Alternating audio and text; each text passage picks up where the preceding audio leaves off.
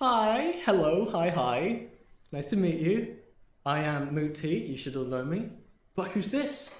Who's this fella opposite me in this terrifying three-dimensional world of mystery? Oh, yeah, I'm the three-dimensional one.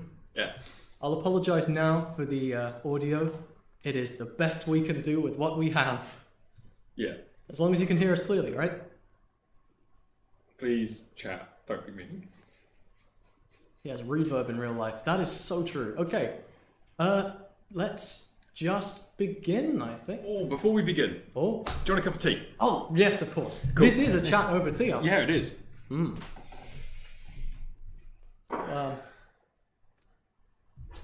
Right. Okay. So shall I start? I mean, yeah, you can go for some questions first. All right. Okay. Hang on, just 2 seconds. Okay. So, right. Let's begin with who are you and what are you doing on my channel? 2 seconds. Oh, okay. Yeah, sure. That's fine. That takes. Yeah. That's Now, where did that teaspoon go? it's quite a lot of tea there, huh? Are you you ready to talk yet? There's the teaspoon. No, not quite yet. Okay, no, that's fine. I'll just Your tea. So chat, how have you been? What are your thoughts on game development with Septagram Games? Why are you doing this to me? What? What are you talking about? Well, you know, we're here to talk, right? About you're only Well, I was hoping we could start talking, maybe have the tea in advance. Yeah, sorry. Go for it. Okay, yeah, sure. So, who are you, and what are you doing on my stream today? What are you here to like present and talk about? This is a chat over tea, after all. So I'm Jacob.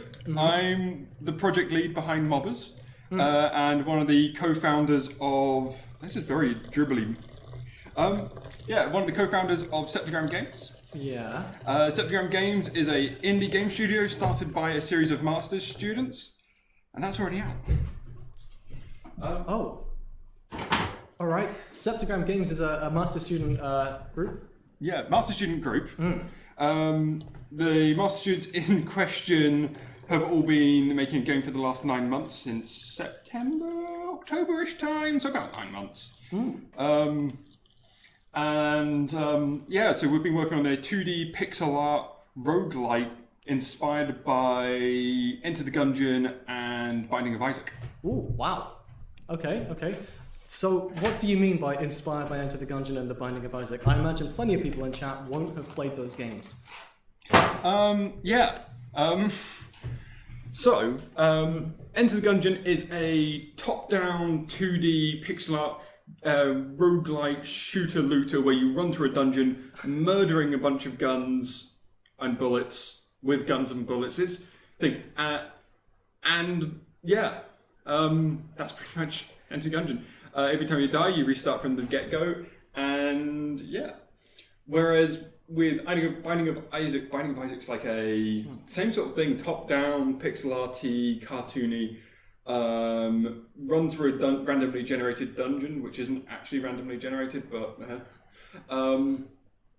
and then what you do is you murder a bunch of things. You pick up coins if they drop them and stuff. You adventure through a dungeon, find a boss room, murder the boss, and if you die at any point, you restart from 0. But if you murder the boss, you get to progress to the next floor. Cool. Okay. So it's Mobbers sounds like it's a game in which you go through rooms in a randomly generated dungeon, fighting enemies until you die. Is that correct? Yeah, pretty much. Hang on 1 second. Okay.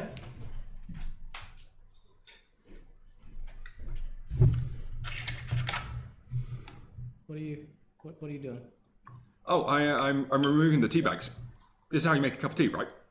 Yeah. So yeah, permadeath, like real rogue. Oh yeah, permadeath. So mobbers, specifically, you play as mobs of a dungeon who have decided that they don't want to fight the heroes. Actually, no. Let me restart that. Sure. I think that's all the tea bags. I hope so. You've been doing this for a while. Yeah. Okay, so you play as the mobs of a dungeon who are guarding the entrance, and it's your job to stop heroes who are entering the dungeon. You see this legendary party of heroes moving towards the entrance of the dungeon, and a goblin, a kobold, a skeleton, and a slime all look at each other. Well, the slime kind of just is off in his own world. The three ones with brains all look to each other and go, "Screw that! We don't want to fight the heroes." And they run off into the dungeon to go loot it themselves before the heroes catch up. So the whole concept of the game is you start the first room after exiting the loading room with a set amount of time. The timer is usually set to about 2 minutes. You have to clear as many dungeon rooms as possible, with each dungeon room rewarding the players with a chest or a couple of chests, depending on the size of the room. They're able to pick up coins from knocking unconscious the mobs in the dungeon, right. Which they are portraying. No murder. Yeah, no murder. It's strictly Peggy 7. Then, once you have the timer hits 0, you're sent to a shop room by a magical teleporting mimic, where you're able to spend the gold that you've picked up throughout the dungeon on buying more magical items, and then you enter a boss fight where you fight one of the heroes. We've asked, can we see a demo? Do we have a little gameplay demo I can throw on stream? Yeah, you actually have a trailer video, I think. Yeah, we do have a trailer. If you want to magically get that playing. Yeah, tell you what, I'll try and get the audio for the trailer as well. This trailer, like this, unmute, and then if we show it up here... Oh, no, that's the wrong one. Mobbers trailer. Show up, please. Give me just a second. I'm going to do this. One sec, and I'll click transition. There we go, look at that.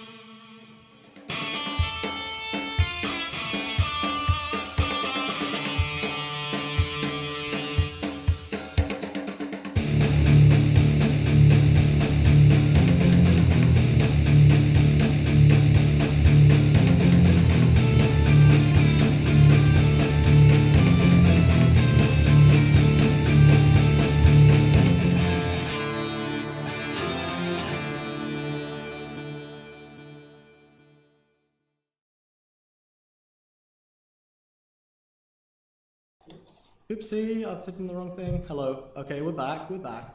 Hi. That was our trailer. We didn't think to actually record gameplay footage of it, but luckily we have that trailer in there, so we're good. Go to our YouTube channel. There's some gameplay footage there. Yeah. Really old gameplay footage. We plugged their website in the stream. This is an ad. This is an advert. You've been tricked. Yeah, ad. Hashtag ad. Not paid though. I just wanted to.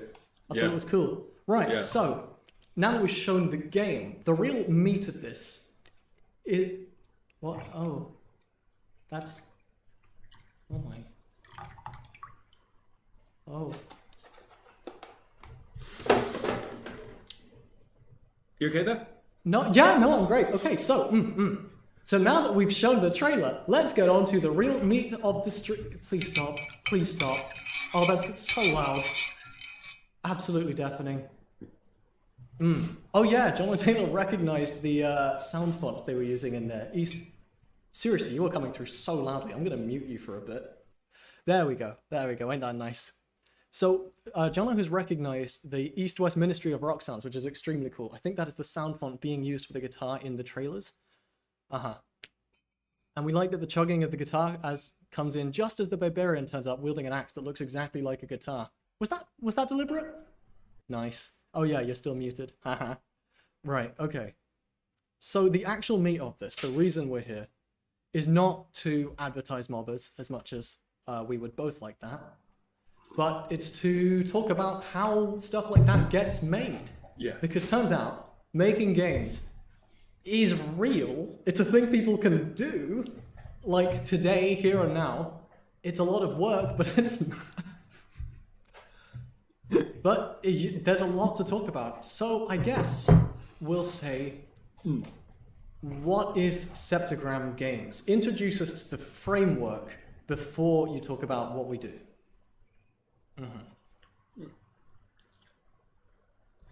I think I bit off more than I can chew. Shut up!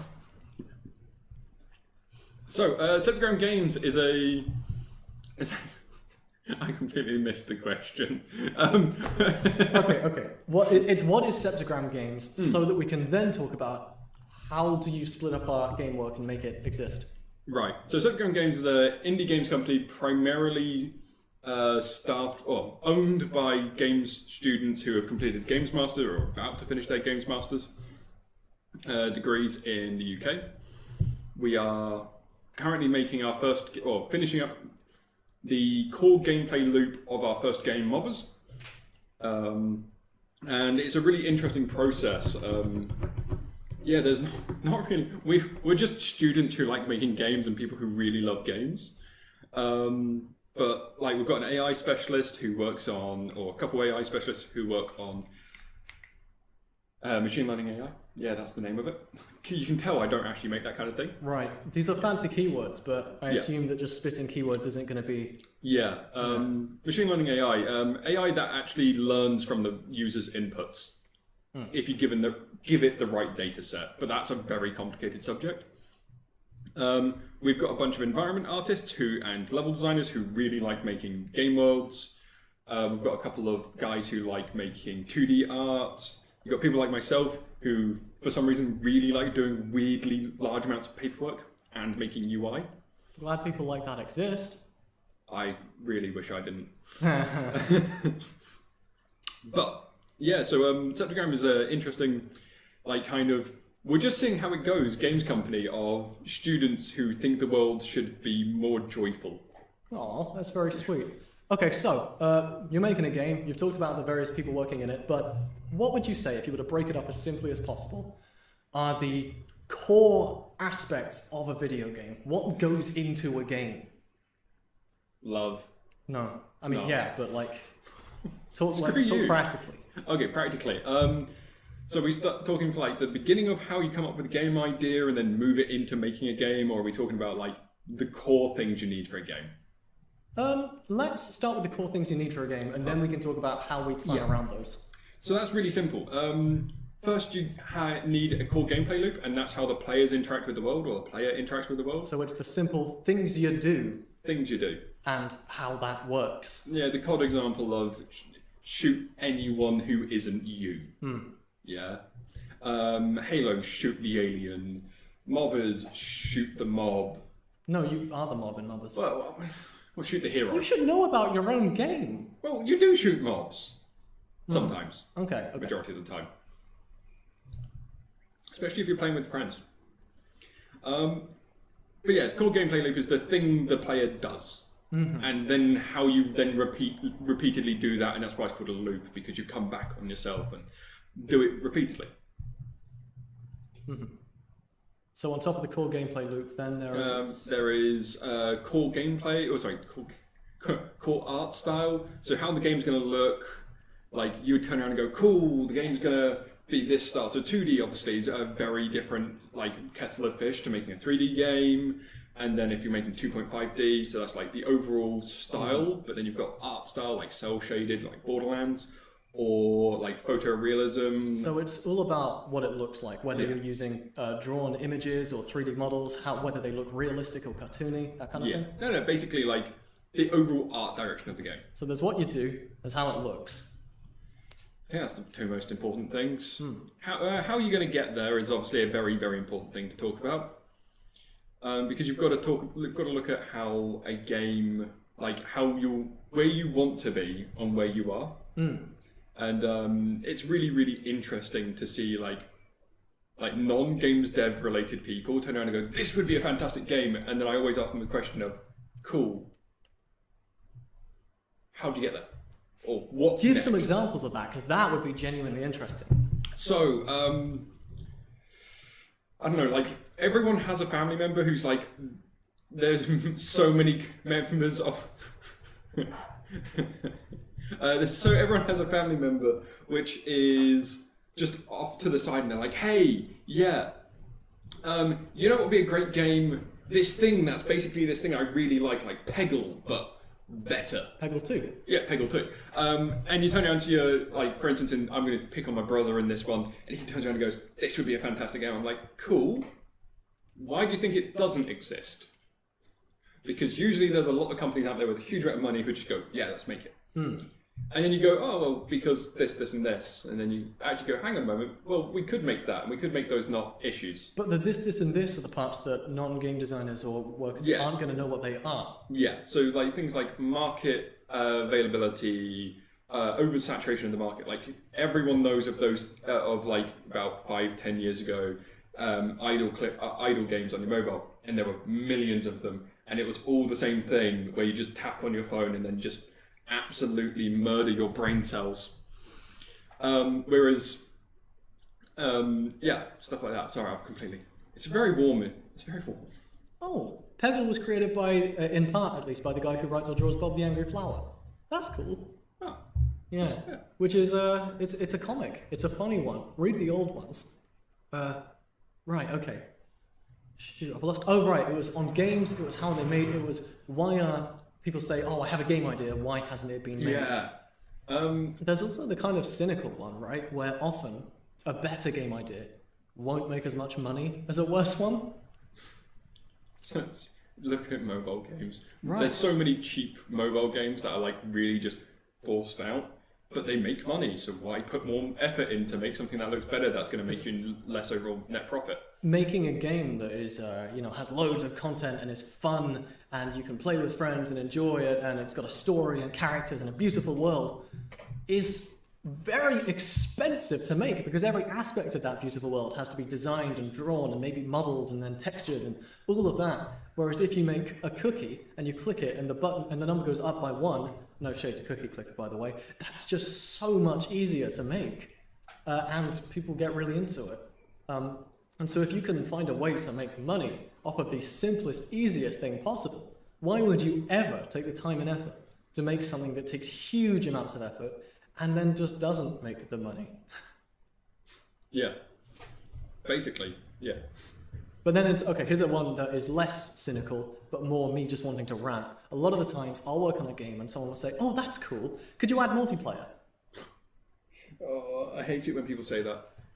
I really hate it when people... Answer is no. Because if you don't make a game from multiplayer for the start, everything will have to change. Because if you have a game in multiplayer, that means that 2 computers, or online, 2 computers are writing it, playing the game at the same time, and then talking to each other and telling them how that game is going and what the other player is doing.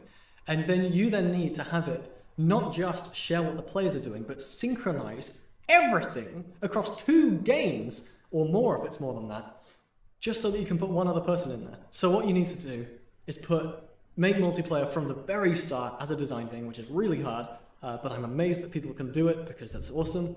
Or your single player game is single player, so make it a good single player game. A really good example of that is Mobbers is a local multiplayer game. What does that mean? You sit down with your friends around one computer and play it together, old school like a PS2, PS1, or like an original Xbox. I know the original Xbox had online networking, but if you played Halo at your mate's house in the early 2000s, realistically, you're playing it with like him having a really nice Xbox controller and you using the crappy off-brand one. Right. And that's how Mobbers is supposed to make you feel. You sit down with your mates, you play. You press start to join, you hold start to leave. Just really simple, you just pick it up and like, just go. But we've had like loads of people contact us and go, hey, this is a really good game. I want to play it with my friends, but my friends aren't there in person. Could you make it multiplayer? And it's like, yeah, we plan on it, but multiplayer really isn't that simple. This has been an issue since the very start, since the first 2 computers talked to each other, you know. Mike has commented that he learned how hard it was to retrofit a multiplayer game in 1986. Because even then, no matter if your game is a text adventure, you still have to have it so that the computer knows what is a legitimate thing that has happened in the game and what is the player just saying, I do this and that. And then making these, even if your game is the most beautiful thing in the world and has a trillion moving parts, or is a block that moves up and down, you still have to make sure that everything is the same across both computers, account for the fact that information takes time to travel, and often implement ways to prevent people from uploading false information to cheat. Yeah. And if you make a game that is just 4 people around one computer, you don't have to do that. Yeah. You can just put 4 characters in. I mean, it's still not that easy, but you only have to run the game once. Yeah. Well, that and like Mobbers runs on a Raspberry Pi, or we've had Mobbers running on a Raspberry Pi. So like, that's kind of cool. That is quite cool. Yeah. You got to Mike says quite neatly that basically for multiplayer online ones, you have to keep your world model on a server, which was sort of a novel idea back then. So that means rather than every computer running its own version of the game and then synchronizing, you would have the game run on a completely separate machine, right? And then, I lost my train of thought there. Someone was staring at me. So the game is running on a different machine far away. And then every computer basically says, here's what I do. And then they receive what the game state is back from that other computer. And that is the fundamental difference between single player and online multiplayer games. Single player ones are running it all themselves. Online multiplayer ones are saying what they do to another machine and then receiving what happens back. Cool. Yeah. Just think, anyone watching this, and you're not in the game, you're not in games development, that was an oversimplification to how multiplayer works. People who program multiplayer, please don't stab me. Yeah, you've got to simplify because it's complicated as hell and super unintuitive. Oh yeah, it's so unintuitive until you understand it. At which point you meet like a multiplayer programmer or like an online programmer for games, and they're like, "Oh yeah, I know everything about this, and they're fantastic." Right. The client in 1987, Mike says, was pretty thin. All it did was show the user what happened and send the user's commands to the server. Yeah. The easiest example might even be, let's say, a game of chess. You say you move the pawn forwards, the game says, okay, the pawn has moved forwards. You say you move the bishop, the game says, okay, you have taken the knight. Yeah. Fallout 76 is just Fallout 4's single-player engine rigged to multiplayer, and it initially was horrible. Yeah. That is a good example. Fallout 76 is a Fallout game made by Bethesda that was completely atrocious and buggy and broken at launch. And that was in huge part the result of a game built for single player being forced into a multiplayer framework. And so even if you don't fully grasp or see or get why or how it's a bad idea, you can at least see this example of this is a bad idea. If you try to make something that works one way work another way, you're just going to open up so many holes and make everything break. Yeah, like, okay, going back to the looking at Fallout 76, the engine, like one of the first day one bugs that people found is the player walk speed cycling system for how it sent data to the server was based on the player's frame rate on their computer. Oh, so every frame the game would say, okay, Yeah. I moved forwards 1 centimeter. Yeah, and because of that, and because how game load states work with what's being rendered on camera, if you just look straight at the ground where there's like basically no rendering or no serious rendering going on, your frame rate would go up. And then you could walk forward and you could just go 1,000,000 miles per hour because the server would update really quickly. And your player's maximum speed was tied into how quickly you could update the server and your frame rate. Yeah. See, this is in equal parts a, haha, isn't it funny, this big budget game is broken, but also that's the kind of thing that is everywhere in online game development. It's such a minefield. Yeah. Right. I think we've talked enough about bad games. Let's talk about good games. Favorite games and what makes them good. That's a talking point. Yeah.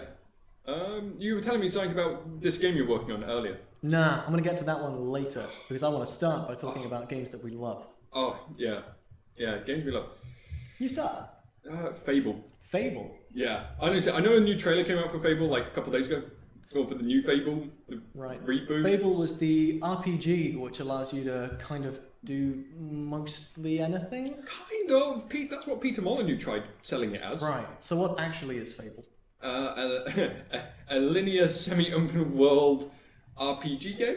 That's a lot of keywords. What is it? So it's a game you start as playing as a kid. Your village gets attacked. You basically run, survive. You get picked up by the Adventurers Guild, if I remember correctly. You get picked up by a group of people. They raise you. They train you to be a great warrior, and then you go off and be a hero to the world, defeating the bad guys who burn down your village and blah. So it's a role-play game. You level up as you progress. You get more experience. You kill things, get experience points, level up. By leveling up, you unlock better gear and new skills and all that. So far, this sounds quite like a standard RPG. What makes it stand out? The art style. Everything kind of... Because it was made so long ago, they had to go with a really unique art style to make it stand out from the rest of its competitors at the time. And it made such a interesting looking game. It came out in, I think, 2004? 2005? Around about then. And there was just the art style. The buildings had a really unique style to them. The characters, the weapons. There were no super skinny weapons. All the swords were really fat and wide. And it just looked really cool. That's kind of a nice reason. I wasn't expecting that. Because I guess 2004 was around the time when... Say around the time, it had been going on for decades, but every year, graphics were getting 10 times better, and everything looked more realistic, and every game was trying to be the most realistic one yet. Fable tried to make itself look unique. Yeah, I'd say that's my opinion. That's my take on it. Is Fable has this really nice, thick art style that really stands out. Honestly, I really like that. That's just a simple and understandable reason for why it is unique and good. Is that you don't have to delve into complex technical stuff. You can just say, I like this game because it looks fantastic. Yeah. I like that. Right. So for me, anyone who has seen my channel, anyone who has spoken to me, anyone who has stood in a room with me knows I like Sonic. It's not particularly good most of the time, but I cannot ever, for the life of me, stop loving movement in games. That is the thing that has made me start making games. That is the thing that makes me play a lot of games. The joy of movement is the core thing that I love about games, and Sonic is a series about that. It's all about, right, every game tries to reimagine it in some way, right? The old classics were all about gaining and losing speed. It was about building up so that you could get around a loop. It was about momentum and smooth, easy, quick controls. Sonic Adventure, the early 3D ones, took that and tried to bring it into 3D. It became about platforming. It became about moving through the air and landing and going on weird surfaces. Then the later games again, Unleashed and Generations, are about moving insanely quickly, avoiding hitting things and keeping your speed as much as you can. So every Sonic game, even when they suck, almost all of them try something new with movement that just makes me want to try it. Frontiers recently had that wonderful open world stuff open zone, which I know wasn't a hit for everyone, but for me, it was a new way to move in games, and it gave you more options and it gave more things to do. So for me, that was just wonderful. And I'm really hoping that in my own game, I can recapture that joy of movement. So, shall we talk about this? Yeah. You seem like I already asked you about it, and you were talking about it earlier. So, I'm gonna flip the script slightly. Oh. What is your game? Mm-hmm. And why is it special? Right. So Mike says there ought to be a game that's kind of like Sonic, but where everything is about the movement being awesome. That would be crazy. So, the game I'm working on is called Edge Lightspeed. It is kind of my love letter to Sonic. It is kind of exactly that. It is a game that I have been working on and off for at uni, iterating time and time again, where every single step has been about how can I make this game feel fun to control. So it started off as literally a one-to-one recreation of classic Sonic in 2D, and then I added rotation to it. Obviously, that was atrocious and it broke immediately in every conceivable way. So I tried again. I started in 3D, and I thought, well, how can I make a character point in a direction? And I did that, and then I made it move forwards in that direction. Then I made it go up slopes, but then I realized, wait a minute, if it's moving around horizontally, how does it know where to go when it's on a wall? And so I started again, and what you're looking at here is the 4th iteration. Everything about my development of this game has been, let's make something that is fun to play and control, and then just worry about anything else first. So what you've just seen there was a playthrough of the level, and here's an example of a different way you can play through the level, because I hit a shortcut here and there. What I want to do is create a game all about momentum. Build up speed on a slope, keep that speed by running and not hitting anything, keep the momentum by stringing one move into another, avoiding touching the floor. And that's my game. And currently, it is just about playable. There's a demo on itch, I might link to it. But this is a thing that I'm going to continue working on until it is not just playable, but dang awesome. Yeah, that's Edge Lightspeed. It is a love letter to Sonic and the joy of movement. Yeah, I was just distracted by the gameplay. Yeah, that was really passionate. What makes it special from Sonic? What makes it special from Sonic? Now that is a genuinely good question, because Sonic exists already. It's a thing that already exists. Why would you go through and play this game that's like Sonic when Sonic exists and it has way more budget behind it and it's got beautiful visuals and half the time it plays really well? That, I think, is where I would like to make this different because of the purity of the vision. Whereas Sonic often looks and explores different ways to go fast and be cool, it's all about movement, and that's it. Edge Lightspeed, it hopefully will look cool and have other things, but no matter what, the first thing that will be made and the only thing that will be worked on until it's nailed down is movement and how it feels to control. As Mike says, one drawback of Edge is because it's all about how the game feels, you can't really capture that in a demo video. And I appreciate that. I have shown this to a few people in chat already. Hello, Punky. Sorry. Hi. Ultra says that he already likes it more than Frontiers because the camera looks like it works. There's a lot of heavy automation in that though. So what I will show now is an example of what I think sets this aside from just Sonic, and that is the pure dedication to motion. What you watched there was the 4th iteration, and here is an early version of the 5th. I've started again, I'm using a different model because all that matters is movement, and what matters here is making it as fun as possible to play. This is balancing speed, control, movement, being tight at low speeds and fluid at high speeds. So I took what was already fun to play and said, that's not good enough, and I've started again. And that is hopefully what will make Edge stand out from Sonic. I want something that feels absolutely brilliant to play. I've spent 4 years learning how to do it, and now I'm putting it all together. Ta-da! So, as a side question, so it's really it's a really fast game. Yep, it is fast. The art style is very different to Sonic. Well, it doesn't really have one yet, does it? It looks pretty different to Sonic at the moment. Okay, yeah. It's all about the conservation of momentum. I think so. It's about trying to gain and keep speed. Yeah. So one thing I noticed with the previous level demo, and you'll see it in the level design, but also in the gameplay of the new one, is that going downhill and building up speed is a lot more fun than going uphill and losing speed. Even though those are both expressions of the same momentum and physics and gravity and things, one is a lot more fun than the other. So something I've implemented in the new one is a thing called max state. When you hit the maximum speed, max speed, you then enter a state, you might have seen it in the video, in fact I'll just show it again, where you suddenly get a lot faster and a trail comes out behind you, and the main thing about that is that you no longer lose speed when you're in max state. So I'm hoping to then build levels about trying to get up to that speed and then avoid bumping into things, and that will hopefully make it all about gaining speed in the first place and then keeping the speed later.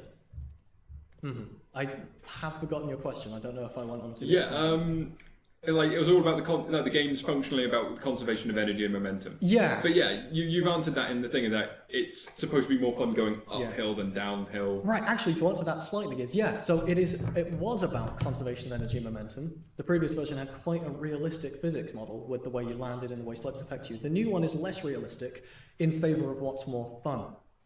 So, yeah, it's about conservation of momentum, put through a big cartoony, what is fun filter. Yeah. And I think, the final question I'm going to ask about this, unless people in chat have questions, is when is it coming out? Very good question. So one answer is it's already out. There's a playable demo on itch. I'll link to it in my server, I guess, and send it to anyone else who wants it. The other answer is there is not really an end goal in sight. So previously, it really was just me in my bedroom when I had free time working on this, and it would be done when it's done. It would have been, 10 years probably. But recently, you guys have approached me, haven't you? Maybe? Yeah, because you said, hey, here's how we format documents to pitch games. And I said, wow, that's cool. Let me talk about my game idea. And you said, wow, that's cool. That sounds fun. And now I'm helping you guys. I'm going to be writing music for something that you haven't yet talked about. Yeah. And you are going to help me with level design because I suck at that. Yeah. Yeah. And that's going to make it so much quicker because once the game's momentum and movement is down, once the controls are down, basically all we need after that are levels. It's a game that we make something that feels good to control, and then we make a place that you control in. Yeah, big reveal. So Edge is now a project that is actively being worked on by people. And so now the end result of when we can expect to release it, still no release date, but it's within the foreseeable future. Yeah. No, I'm just oh no, we've agreed to.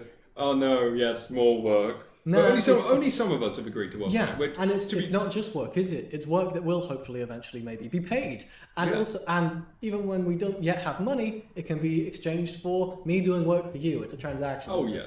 Well, everyone. I hate the phrase, but work for exposure. Work for exposure. It's bleh. No, don't do that. Look, I have some skills you can have. You have some skills I need. Let's do a transaction because both of us are poor. Yeah, we really are. It's great. Yeah. So sorry, go on. No, you go ahead. Yeah. I think the plan is, like the game that you have not announced, is let's get this thing to a fun, presentable state, throw it on Kickstarter, try to see if it gets any goals, and if it does, we can quite quickly turn a fun, presentable bit of gameplay into a whole game. Oh yeah. Because it really is just a fun way to move, and then places to move in. That's it. And as we're here to talk about game development, okay, I know crowdfunding and Kickstarter can be a very dirty phrase within games development. Yeah, a lot of things in Kickstarter don't turn out well. We can talk about that. That's one of our talking points. Yeah. But don't worry, viewers. There is a plan, and we are not relying on the benevolence of random people from the internet who can actually get access to stuff like this. Because then you can actually see what's going on. Get updates. Why don't turn out well? Do you mean they don't happen at all? Or they do, but they're rubbish? With Kickstarter projects, it really can be both. We'll talk about that in a bit, but let's finish the current points first, right? Yeah, well, I mean, I'm happy to go with whatever. If the viewers want to take this off and ask questions, go for it. Yeah. Oh, someone's just messaged me about the audio problems. I'm afraid we're aware. It really was the best we could do. We're in an office, not a streaming room. Yeah, unfortunately, I do apologise. This is our office. It was very funky and kind of not last minute, but we had technical difficulties, and this is the best we could do.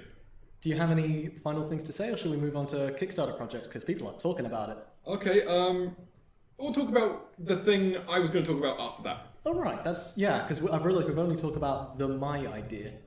Yeah. Because this was technically the Our Dream Games segment. Oh, yeah, no, but no, go with Kickstarter. Yeah, so Kickstarter, what is it? You basically say, I'm going to do a thing, please give me the money to do it. And if enough people pledge enough money, then they get all the money. And then the expectation is that you will use that money to do the thing you promised. Also remember, just Kickstarter takes 10% off the top. Oh. However you feel about that is however you feel about that. Kickstarter has to make their money somehow, but in the same regard, they don't really offer you much support. Right. But what that means is it is very accessible. Anyone can open a Kickstarter, which leads to what Ultra Hawk says, who I chatted over to with last time, go watch that. A lot of failed projects, Kickstarter or otherwise, tend to suffer from being too ambitious in their goals. It's important to be realistic. And that is a huge thing, because a lot of the time, new game devs, people who have just popped out of uni, like me, like Jacob, will say, right, I can do this now, and then have a really great idea for the game they've always wanted to make, and it's super ambitious, and they say, right, I need £100,000 to make this, and everyone's excited because of how ambitious it is, and then £100,000 isn't anywhere near enough. No. And it's because the things they're trying to make are often unprecedented don't exist, the tools aren't there. Game dev is easy until you try to do something that hasn't been done before. Yeah. And going on to that, just the finance side of things, people think they can do a lot more with a lot less. Because they're like, oh, I'm going to make this dream project, and I'm not going to be one of those greedy AAAs. But, realistically, the cost of game development isn't actually super cheap. So, for the people who don't know, the average games designer earns between £22,000 and £25,000. So, whatever that is in your local currency. I mean, yeah, in the end, even if you think you could do it really cheap or really quick, you have to pay everyone, that's how labor works. And so for that, if you want a game that is, professional looking and feature complete, that means you've got designers, you've got artists, you've got programmers, you've probably got modelers, you've got musicians, you've got sound designers, you've got people who implement the sound, and way more. You've got people who I can't even think of because I'm in only one part of the games industry. Yeah. And then you've got you just think, but then development hardware costs money, and then people are like, oh, we're going to get the game on Switch, but people don't realise the Switch dev kit's thousands of pounds, and a PlayStation dev kit is thousands of pounds. Xbox dev kits are free because Microsoft decided to actually be a winner on that one and not be a dick. Right, dev kits being when you want to make a game for something, you'll get the hardware, the stuff required to test and make it on that console. Yeah. Because it turns out in a game engine, you can't just click the make this game for Xbox button.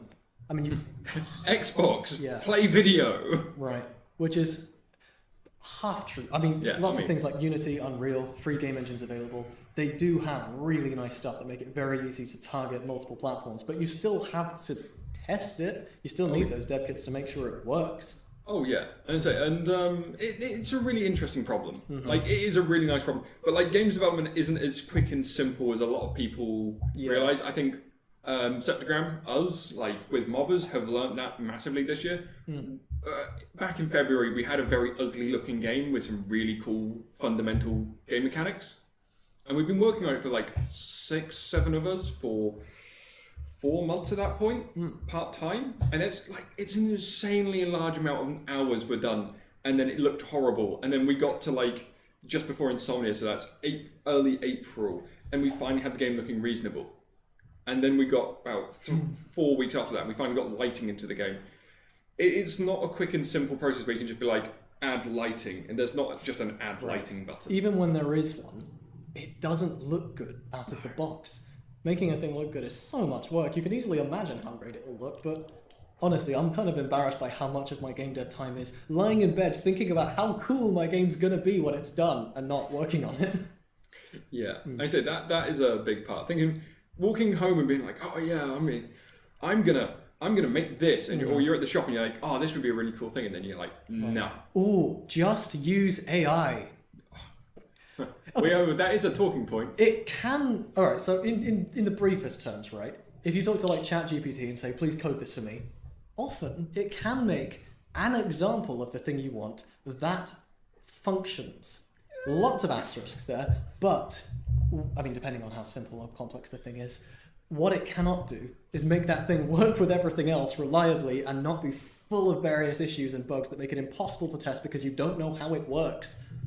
And so I think things like ChatGPT and AI are really, or some machine learning AI, are really good for things like, I've got a problem, I don't know how to do it, but I understand what I'm doing. So like, I will turn around and go to like ChatGPT and go, how do I make this specific type of particle effect in Unity? And it won't necessarily give me the correct answer, but what it will do is go, bomb da bomb da bomb da bomb. Here's a list of things you can do. Are you using AI as a tool instead of a substitute for labor? Oh yeah, you use it as a tool, not a substitute. That's ingenious! It really is. But to be fair, you can't yell at an AI and look sane. Yeah. So backpedaling a bit on other reasons why Kickstarter projects might fail or turn out bad is, over-ambition for one, getting just way too excited, because of course you've got the prospect of making the game you always want, having the money there, and then having never tried managing anything like that before. Other things is, sometimes they're just not used to having money or working on a big project. My favourite example, which is kind of tragic, was a headline about Ant Simulator. That was a Kickstarter project, I think, that got cancelled because the devs spent all the money on drugs and hookers. Yeah. We were talking about this the other day, weren't we, Moog? I think we were. Yeah. It's interesting. I'm going to flip it a little bit and go, I can't remember if it was Kickstarter used, but I know it was crowdfunded. Star Citizen, I think Elite Dangerous was maybe? Star Citizen has been in its, we're going to release soon stage for 10 years, hasn't it? Shush! Okay. I love Star Citizen. All right, I'm sorry. No. It's got a lot of faults, but like that's one of the dangers of the thing. Take No Man's Skies versus Star Citizen. No Man's Skies had a really rocky launch. Right. That launch. This was the game about flying around through a universe-sized universe where planets were as big as planets, and there were as many of them as there are in the universe. Yeah, and it was extraordinarily ambitious, and it was a really cool idea, and loads of people backed it. And it released, and it was crap. And then the devs didn't run away from it. And I think No Man's Skies is a fantastic success story because the devs didn't run away, like Hello Games didn't run away from their failure because it was a failure. Yeah, as a dev, you have to be able to... It didn't deliver on half its promises because half its promises were borderline impossible. Yeah.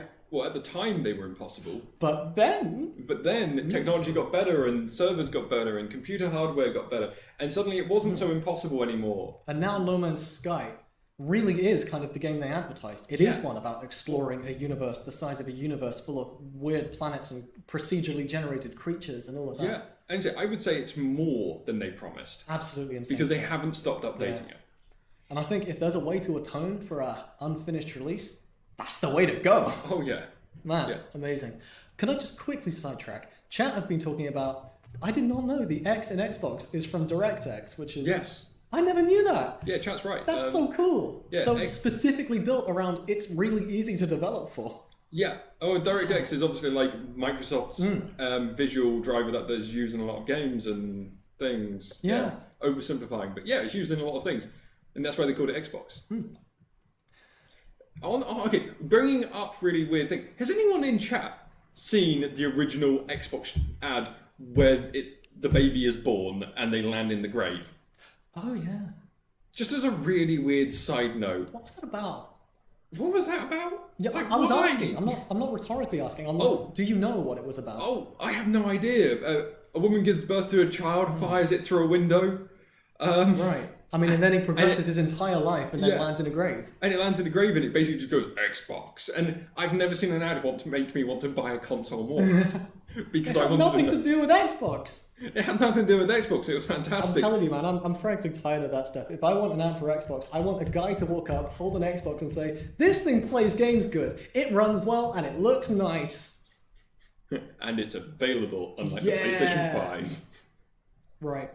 The one where it shoots out of the wall of the hospital? Yeah, that's the one. But PlayStation had some weird ads with baby dolls. Oh, yeah. Oh, they did, didn't they? A PlayStation 3, right? Where Maybe? there was a baby and it looks across and it cries ink or something like that, I think. Yeah, to be honest, the early the 2000s were a really weird era for adverts. I mean, I guess the whole point was be as crazy and attention grabbing as possible. They were past the bit where they say, here's our product, it's good. And now I guess ads are all about a feel good narrative. Personally, I just need itchy band lipstick for men. Right.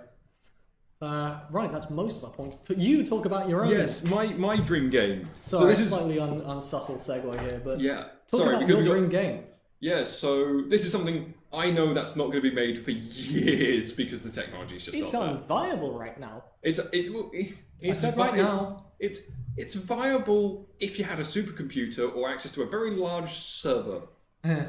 Very, very large server system. Right. It's a game that could be made and played if you're really rich, which we're not. Yeah. So, I mentioned one of my favorite games is Fable. I'm sorry, one last thing. Apparently the tagline was, life is short, play Xbox. Yeah. I really like that. That's really cool. Yeah. Alright, your dream game. Okay, so, my dream game. Fantasy game driven by a machine learning AI that as the player interacts with things in the world, other things in the world change. So for instance, like the example I keep on giving people is loads of characters in the world being randomly generated, but using medieval living standard and practices. So like what we know about medieval life going, hey, a family unit would be like a mother, a father, a grandfather, grandmother, and all this. Yeah, and it just randomly generates a bunch of people that fit to that. The basic idea is that you want to use the fact that computers are getting better and better at creating believable stuff. Yeah. In order for it to create loads of stuff. Yeah, and just because we've been able to do that for the last 5-10 years with like D&D random character generators. But you wanted to do more than just pick random numbers. Yeah, I wanted to do more than just pick random numbers. So what I want to do, like my dream game is to work on, is a game where you take these random characters that are generated using just traditional procedural generation, and then you mix that in with machine learning, and it goes, hey, this is the grandfather of this family. So if you murder the son, the grandfather's not going to be best pleased. The example I've been using a lot is if you murder a bandit called Gary Berenson? Yeah, we'll go with Berenson. Yeah, and then you come across the shopkeeper Larry Berenson. Larry's not going to be best pleased that you killed his cousin, even though his cousin was a bandit. So he may react differently to you as a player, like that. Or he may even give you a quest to go, retrieve his family's honor. And it would be a procedurally generated quest where he's like, go do this thing. And the world would continue evolving when the player's just sat there doing nothing, staring at a chicken lay an egg. So you're going to basically, once computers get better and better at procedural generation, you'll get to the point where they can, and then basically make something where the game unpredictably but organically reacts to what you do in a way that you have not predetermined. Oh yeah, no, I'd love a game. I'd love to design or work on a game where you don't actually make quests for the game makes quests for the game, and you just add more content to the game. That is a very cool dream. Yeah. I'm thinking like Mike says that sounds a lot like AI Dungeon.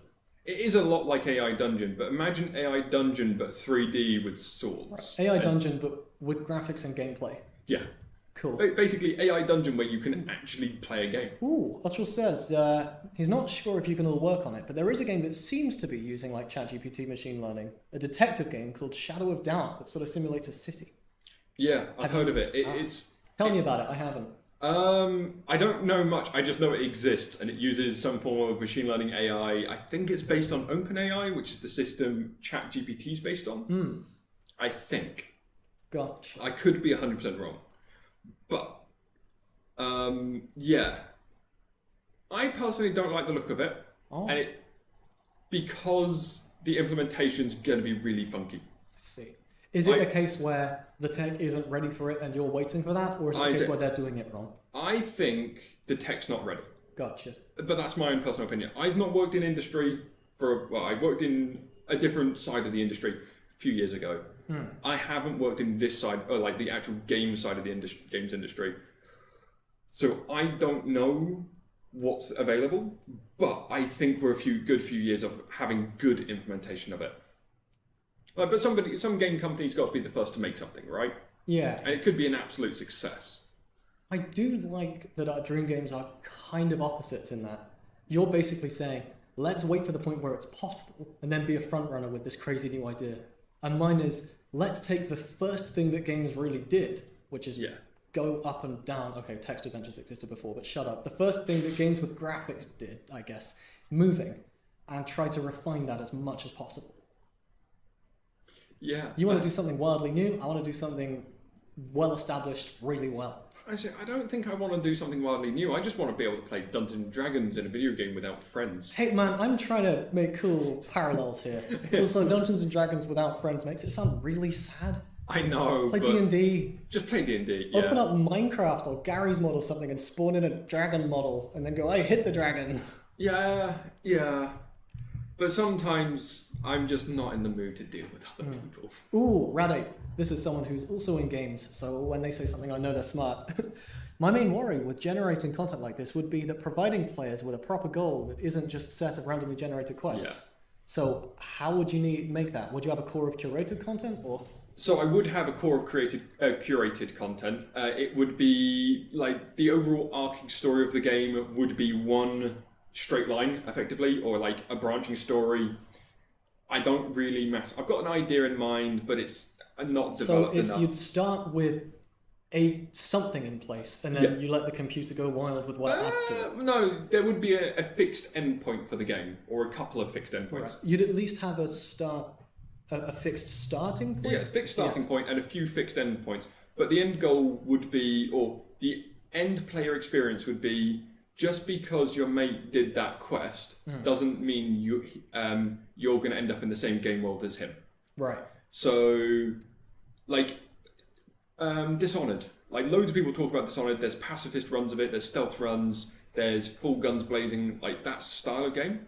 Now, what would happen if you did Story Mission 3 completely stealthed? Yeah, and how would that affect the world?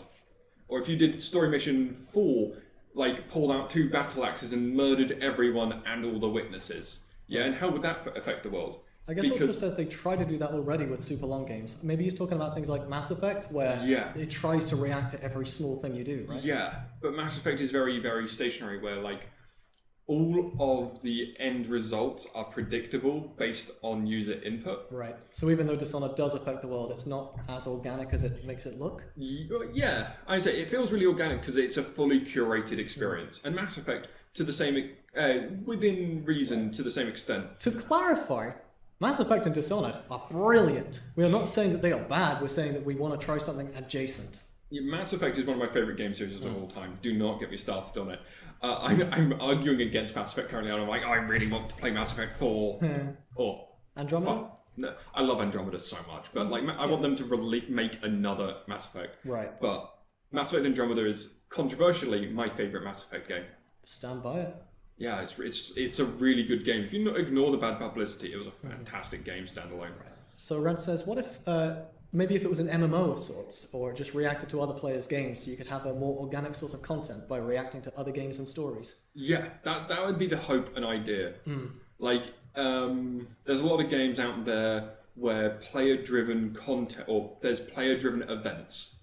So like, one I've been playing a lot of recently is Payday, where the developers actually add or remove content based on player input and player-driven events. Nice. Or they have done in the past. With Payday 3, we don't know. But, and I think World of Warcraft has done similar stuff. And that'll come on to that in a moment.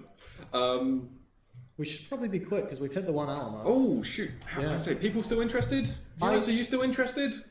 That's true. We could just go over if people still want more. I'm going to continue talking until we get a response. So yeah, like a lot of developers will turn around and curate what events they're allowed to happen. And as who was it that said, like, brought up that point about the MMO? Yeah, Raddy. So yeah, you're 100% right that what I would love is like almost like an MMO-like existence where players can all interact in the same world and have the same end goal, but they can have like the events of one thing is very different for another person. Oh, we've got our comments. Okay, we've got I'm enjoying this a ton, yeah. We've got I am still interested, but I need to work and cook. All right, see you, have fun. And Jono says, take another bite of the biscuit. Biggest bite you can. Oh, I'm enjoying this a ton. Yeah, sorry. Like a huge bite, a whole mouthful. Okay, I would be so interested if you put the whole biscuit in your mouth. Okay, so Moot, you're going to have to talk for a minute because I have to do what the viewers say. Oh, God, okay. Dunk or no dunk? Yeah, dunk or no dunk. You've got 20 seconds to reply. 19, 18. No, I'm not counting that. That's awful. So, right. Games. Crazy stuff, am I right? Dunk, no dunk, no dunk. We've got 2 for dunk, 2 for no dunk. Next comment I'm relying on. All right, it's 3 for dunk. 4 for dunk. Let's go. Okay. So, very quickly, how... just talk some random rubbish. To summarize what we talked about, yeah. Yeah. So, Dream Games. We want to look at, first off, technology's getting crazy. It's starting to be able to do things that it just straight up couldn't previously. Let's take advantage of that. Let's make a game world that organically reacts to what the player does in new ways. Ultra says that they think generating content would bring us both a mess of just middly trash, but also be used to create dynamic quests or stuff. It'll just need some artistic input to be good. So then I guess, yeah, the main thing there is that if you're making random stuff, having a curated start point is more will give it a more interesting way to go, right? Okay. Hang on.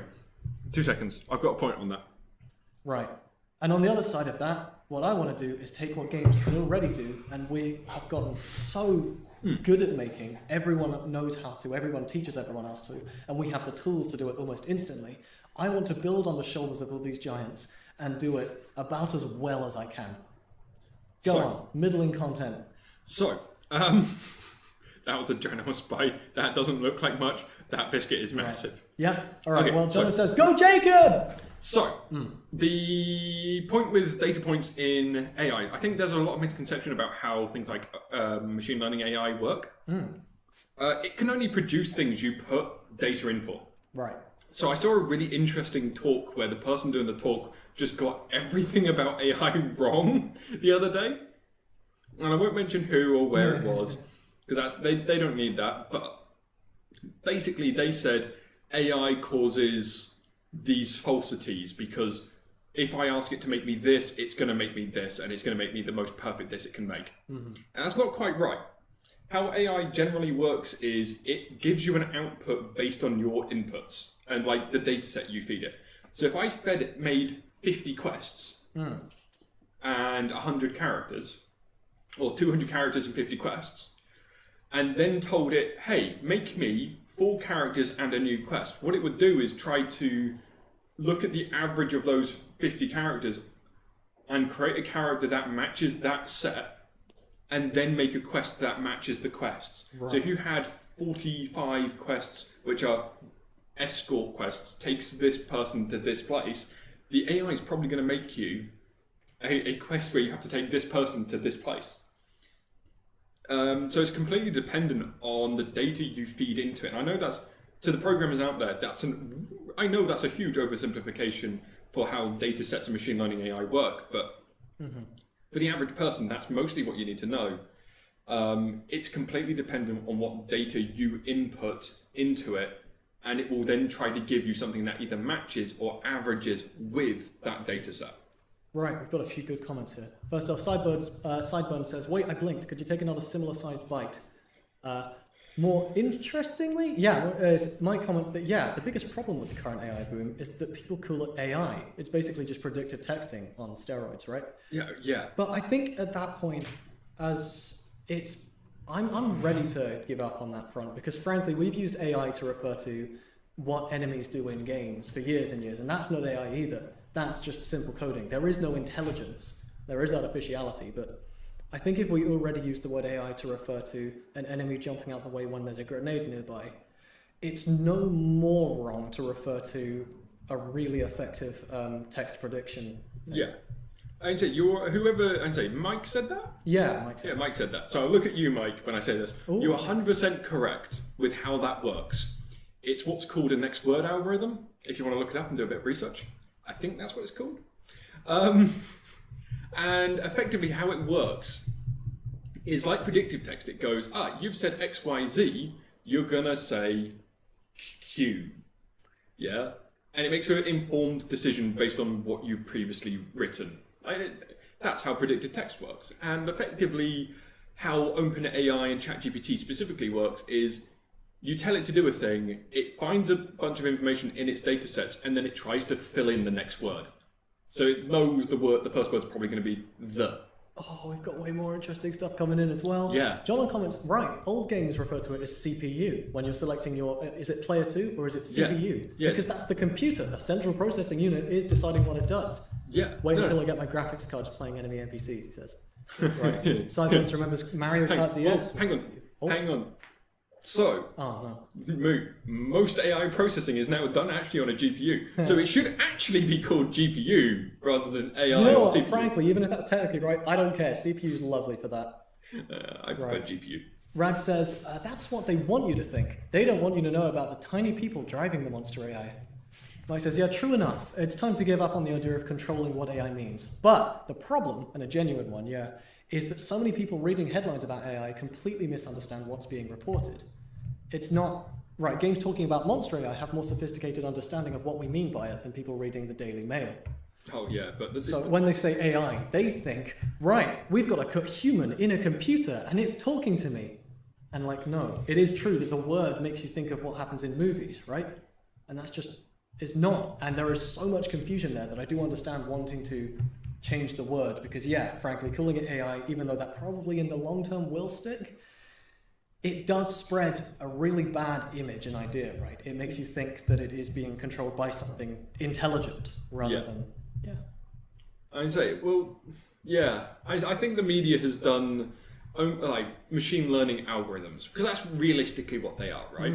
I think in machine learning algorithms, it's just a machine learning with math. That's all it's doing. It's just outputting something based on math. That's all that sentence means. Yeah. It's just really, really complicated. It's just really, really complicated maths. As our AI programmer will tell you. I mean, that's everywhere, isn't it? Just add enough layers of obfuscation to your calculations and it will start to look either random or intentional, depending on how you do it. Like, I remember with the original Halo, people were amazed by how intelligent the enemies were, when really it was just a set of simple rules like, this squad should follow their leader. If the leader dies, they disband, and this guy should try to flank the player by getting behind them. Simple rules like that, if you combine them and make them work, it makes it look like something intelligent is making decisions. Oh, yeah. But the media has really done machine learning a huge disservice, which is a shame because you don't have enough people talking about how AI works. Like, you either have people making, like, Code Bullet. I'm going to give Code Bullet a plug here. He's fantastic. He's hilarious, but he doesn't actually really talk about what like machine learning is. He just kind of goes, machine learning does this is what it is, and then moves on. And you don't have like people in media going, hey, this is what machine learning is. You just have a bunch of people going, AI, and it's kind of sad because, Sorry, my mini rant over. That's fine. Mike says the illusion with ChatGPT is sentient is the exact same one that happened with the now amazingly primitive chatbot Eliza in 1966. Like, it's the same deal. I guess they're getting better at looking like they seem like a person, but give it 10 years and ChatGPT will look like crap in comparison as well, right? Oh yeah, that's why I think like my dream game, taking it back to that is between 5 and 10 years from me to be able to start developing it. Like I could start making the 3D models today, but the technology we use to make 3D models today is going to be so outdated in 10 years' time. I remember at the start of the course, one of the first things we were told was about half of the practical knowledge from the first year won't be useful at the end. Yeah. Because that's how fast things move. And having have now finished 5 years later from that point, having have now finished my degree, almost finished my master's degree, and done an industry year, I think back at stuff I did in first year and go, wow, that was awful, and that software was awful. We have a couple of very similar comments. Nice. Is that Radoop says, we humans are just getting really good at getting conned by computers. Who hasn't felt a game's AI was trying to mess with them intentionally after getting beat repeatedly? Similarly, look at Tetris being deliberately mean in which shape it gives you next. Of course it isn't, but it feels like it. We are so good at making patterns and trying to read intentionality into things. Yeah. Camp says, AI is the worst it will ever be. It'll only get better. Oh yeah. I say, I like AI. I think AI is good. It's not a statement about it sucking. It's a statement that it's not going to get worse. Oh yeah, no. It's very primitive. I think we should keep going with it. There's loads of people fear-mongering about it, but... There's a whole tangent about AI art, and that is not about AI itself. It's not about the fact that computers are drawing pictures. There are a whole bunch of ethics concerns with that this isn't about, so we're not going to get... Hang on. No, but as a games designer... Yeah. No, so as a games designer, okay, if I take a potato, cut a shape onto a potato, yeah, and it's a completely random shape, and I mash it into a bunch of different colours of paint and mash it against a piece of paper, would I be making art? I would say no, because art, I think, needs to be expressing something. Are you actually? I mean, okay, so are you expressing something with that? Is the mashing of the potato? Does that mean anything? It doesn't have to be good art, but I think it has to be saying something to be art, intentionally expressing something. Okay, so could I sum that up as your intent? Sure. You have an intent. To be art, there needs to be some form of intent. You can find a thing beautiful when there isn't. You can look at a giant, the example I think a YouTuber I like said, if you look at a waterfall, you can find it absolutely beautiful and you can see meaning in it, but it's not art. Yeah. Right. What if I use an AI art generator, and bear in mind I'm a games designer, and I don't agree with using AI generated art for games because I think it's lazy. But if I were feeling lazy and I didn't want to do an assignment, if I intended to be lazy, there is an intent behind that art. Sure. I mean, again, I'm not gatekeeping what is and isn't art. I just think what it is, Oh, yeah. No, the subject of that is obviously for another conversation another day. What we don't like is the fact that it works by scrunching together art that people didn't give permission to use or aren't wanting to be used, and that it is being used already by companies to just say, right, we don't need people, we're just going to have this machine make it, using the art that they made as a base. I said that comes down to the fundamentals of how these AI are working though, because people are creating art generating AI and they're they aren't the individual creating the AI or using the AI for that purpose isn't caring that the data set they are using doesn't belong to them. Yeah. If I sat down and made 200 drawings and then told an AI to do a drawing based on my drawings, I think that would count as good artwork because that would be all my own work and that would be just elaborating on that. Corridor Digital and Corridor Crew did a bunch of really interesting videos on this to do with AI generating anime. If you've not seen that. Right. Mike says that he would say that most modern art isn't art either. I'm afraid I would genuinely disagree. I think a lot of it is bad art. But if they are trying to say or communicate something as an expression with something they've made, that in this definitionally is art. Right? Oh god, I sound like a certain right-wing debater right now. But yeah, I think that just because something isn't good doesn't gatekeep it out of being the thing that it is. Moot, 2 seconds. Art slave, what do you think?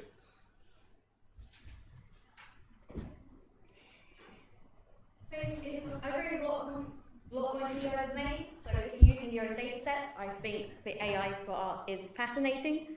I think it's really cool. It's amazing to see how it actually perceives art in itself. But then the main problem is data sets. If you're using your own artwork, fine, go for it. If you're stealing everyone else's artwork, then that's obviously not great, and it shouldn't then be monetized and used to replace actual hardworking artists. Yeah. Sorry. Jono, I know that we have bad audio quality. This really is the best that we can do, okay? We have set this up in a room that is not built for it, using 2 microphones, and we do not have the audio filtering that is needed right now. I'm sorry. And say, in a perfect world, we would have done this in 2 separate rooms, wouldn't we, of Moot? Yep, but it is what it is. Yeah. For the reference, Art Slave over there in the corner, somewhere in that direction, it happens to be the one of the character artists for both Mobbers and the next game. The unmentionable next game. The secret game. That Just will to be clarify, mentioned next we're week. not being clever with the set design. It's not Downtown Jam, the poster that is next to Mobbers. That isn't the game that these guys made. It's a different one made by different master students last year. It's also a good thing to give out, like, our predecessors a good shout out, because, like... We're on the shoulders of giants. I mean, Kai's quite short, but Kai's lovely. Yeah. Right. But yeah. Anyway, like AI art. Has anyone else got some interesting questions about games development in chat? Let's bring this about games. I know this is an interesting topic, but I do want to keep it on topic. Right. Let's see. Art Slave, you didn't need to do it like that. The Corridor Drew did draw their scenes for that video, but they also told the AI to do it in the style of someone, which muddies it a bit. A lot of modern artists say, I want to art. It's interesting, but again, please, we got to keep it on topic. Streamer, did you know that the audio is abnormal and strange? Yes, we knew. Right. I think we might be able to close up. Yeah. First, I will say, chat, if you have anything you want to ask about game dev, we will do our best to answer it. But in the meantime, let's summarize. Point 0. Jacob makes tea. That lasted way too long. Thank you, Jacob. I originally intended for it to last longer for me. Oh, we got to ask, so you're not going to say what the mystery game is? No, unfortunately, we can't announce that until next week. So at some point in a future time, I may try to organise another one of these with Moot with better audio quality. And what we'll try to do is actually get some reveals. Our next Septagram Games' next game will be doing the reveal in about 2.5 weeks, 3 weeks. And Mobbers should be launching the demo of Mobbers should be launching on Steam in the next week to 2 weeks. Again, we're very busy people. We've got an okay cool. We've got a dunk. We've got a streamer. Can you make a game that fixes the audio starry-eyed emoji? We had gone a whole stream without that. You know, we were doing fine. There is no streamer fail. We're brilliant. We're amazing. Ultra says good chat over tea. Glad to do that. I'm really thankful. Right. So yeah, they'll announce their new game soon. Keep in touch. Follow them on Twitter. Right, who is Jacob and why are they on Moot T's channel? We talked about that. You are the lead dev on, or at least the project lead on Mobbers and other game. Why are you on the channel? Because we want to talk about it. Game dev's cool. What is Septagram Games? What is Mobbers? We talked about that. Nice. You're a game dev studio. You're making a game. Your favorite games. You love Fable. I love Sonic. Dream Games. I'm making Edge Lightspeed. You want to, in the future, make a game that creates its own content and reacts organically to players.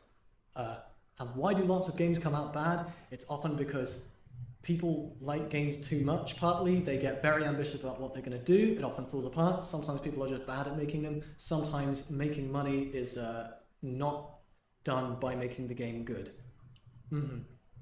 We've got a couple of gay flag question mark. Are we gay? Me? Yeah. Tune in next time to find out. Tune in next time to find out. We'll see who's gay next time. Okay. And you meant to leave early, but you held my attention. You really have to work tonight. Haha, we were too interesting. All right, cool.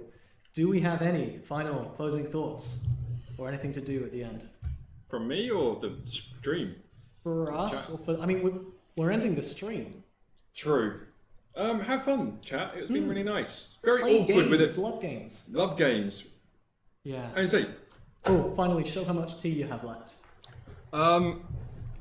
this is nearly 2 litres of tea. I have drunk about a third of it. No, wait, you're clipping over me. It's destroying the illusion. Oh, fine. Oh. Hang on. It'll be a lot less after this.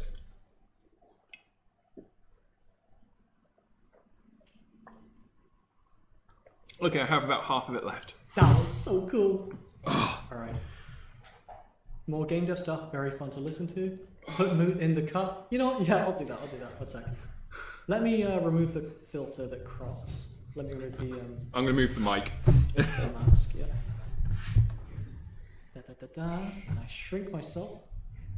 And then I crop it a little bit more.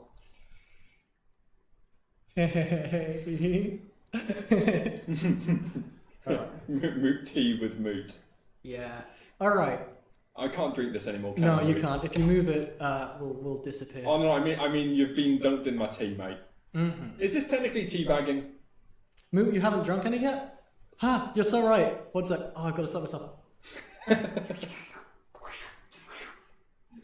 That's disgusting. Oh, that's so cursed. Now drink Moot? No, we're not drinking me. That's weird and not allowed. Okay. Thank you everyone for joining us. We have had a chat over tea.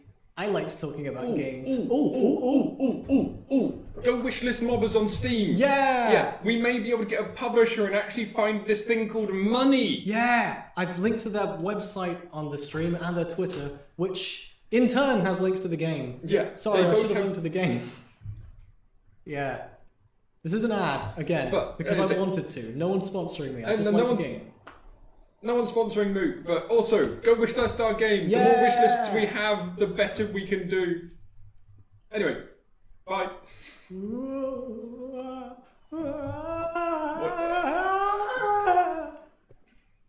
Yeah, sorry, okay, whatever. Goodbye.